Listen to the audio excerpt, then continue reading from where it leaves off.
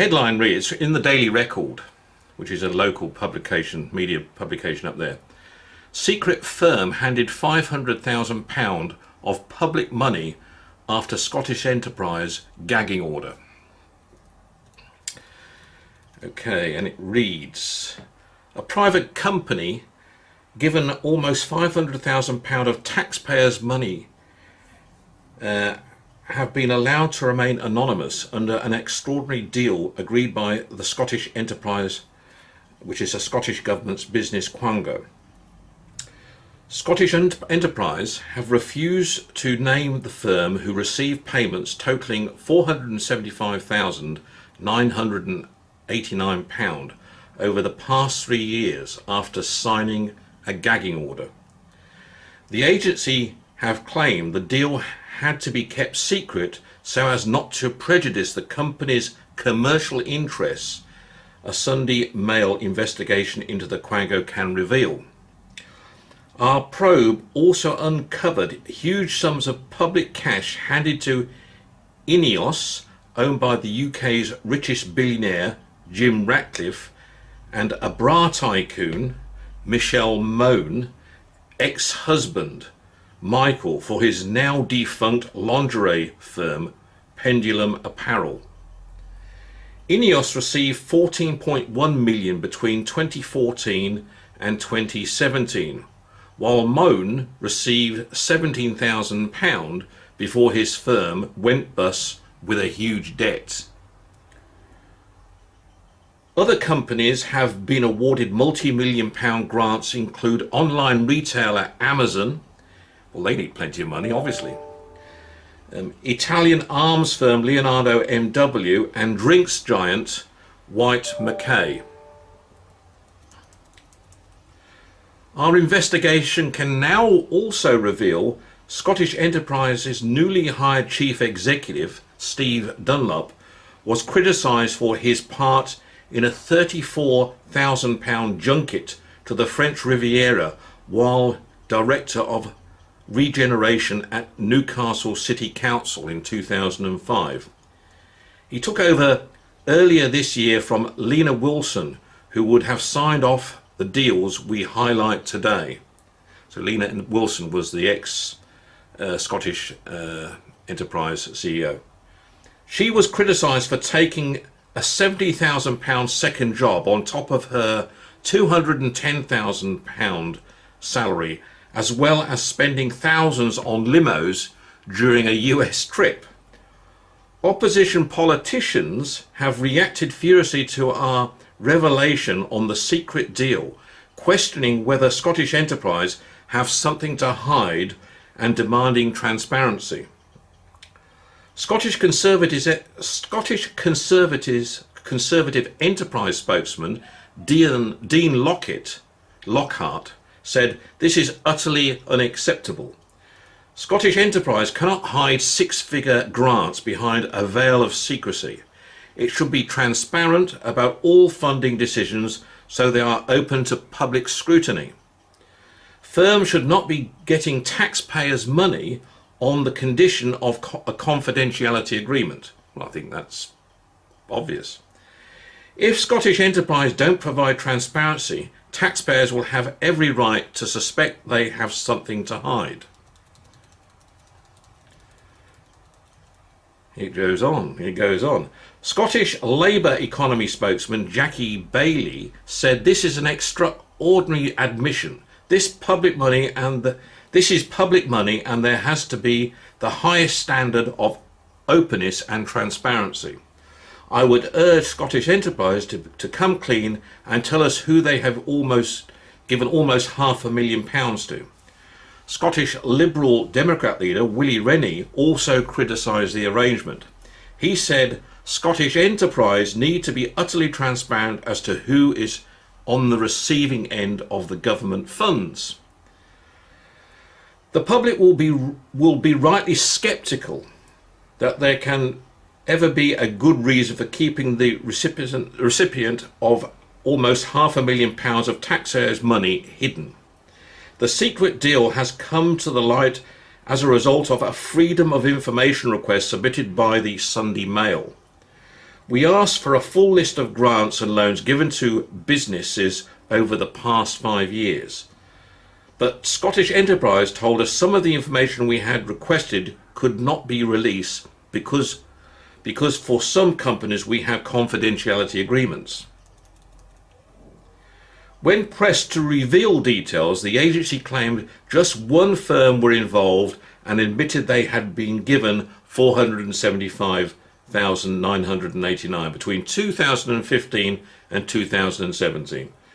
The company were handed public funds of £65,000 in 2015, £161,000 in 2016, and £249,000 in 2017, while also demanding their name to be kept secret.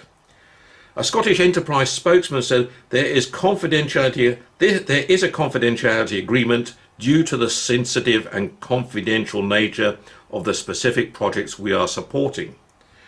Releasing the company name would breach confidentiality and prejudice the company's commercial interests. Our probe reveals Scottish Enterprise handed out £103,000 in total grants in 2014, £88,000 in 2015, £80,000 in 2016 and £87,000 in 2017. On the loan side, £28,000 was distributed in 2014, £60,000 in 2015, £38,000 in 2016 and £55,000 in 2017. I'm rounding all these figures off. Recipients of cash included multinational drinks giant White Mackay, who received £163,000 in grants between 2014 and 2017. In 2016, the distiller paid just £172,000 in income tax, despite earning pre-tax profit of more than £24 million. The company was bought in 2014 by billionaire Filipino business Andrew Tan, whose name appeared in the Panama Papers in 2016. Incidentally, he made his money in food and beverage. He's half Chinese, but Filipino resident now, and with a Filipino citizenship, and he's big in property in Manila as well. So he's a big player. So I wouldn't have thought he'd need a grant of any sort from Scottish Enterprise. Fury as billionaire boss of INEOS, Jim Ratcliffe, made a night by the Queen. Controversial chemicals giant INEOS, who wants to bring fracking to Scotland, received millions of pounds in grants. The figures released to us show the company have been given more than £14.1 million between 2014 and 2017. Owner Ratcliffe has seen his personal wealth rise from £15.3 billion to £21 billion in a single year, according to the Sunday Times Rich List. He runs a huge part of his business through the tax haven in Switzerland, and he only returned to the UK personally as a tax resident in 2016 after being encouraged by the tax cuts of former Chancellor George Osborne. Online retailer Amazon have been given £1.7 million by the Scottish Enterprise in 2014 and 2017, despite criticisms of their firm's tax affairs and treatment of workers in its Scottish bases.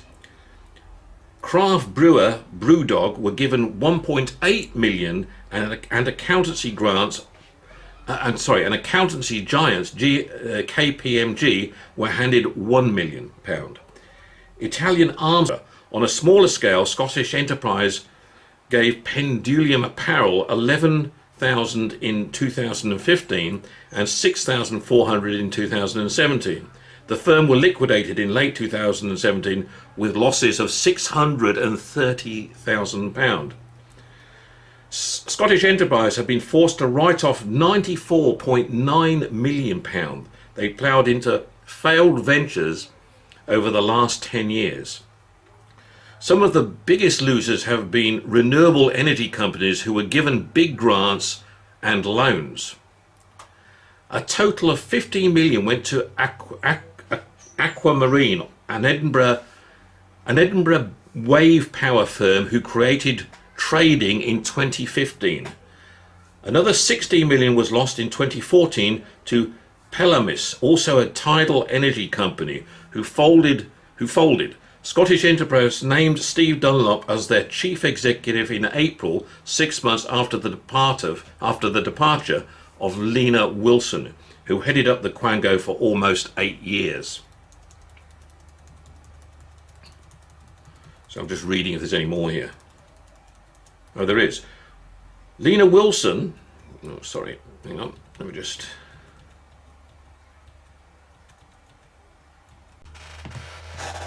Good morning. Well, it's the next day since I read that was reading that article out, which Willie MacArthur had sent me, and obviously we've had an England World Cup victory, so that took a bit of time.